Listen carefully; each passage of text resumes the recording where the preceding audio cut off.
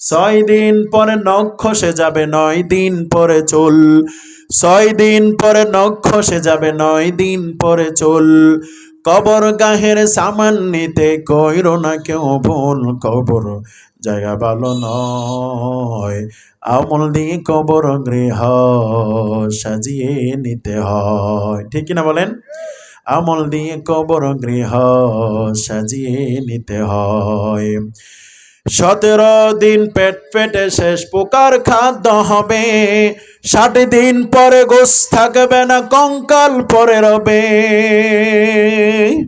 ও মনরে, 17 দিন পেট ফেটে শেষ পোকার খাদ্য হবে, 60 দিন পরে গোস থাকবে না, কঙ্কাল পরে রবে। 90 দিনে হাড় গলি সব, 90 দিনে হাড় গলি সব আলাদা হয়ে রয়, কবর জায়গা ভালো নয়, আমল দিয়ে কবর গৃহ সাজিয়ে নিতে হয়। ঠিক কিনা বলেন?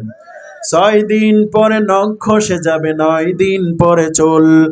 কবর গাহের সামান নিতে কইরো না কেউ ভুল, কবর জায়গা ভালো নয়, আমল দিয়ে কবর গৃহ সাজিয়ে নিতে হয়।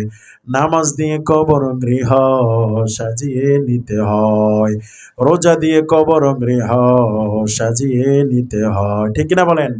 রোজা কি আমাদের সামনে না পেছনে? জোরে বলেন, সামনে না পেছনে?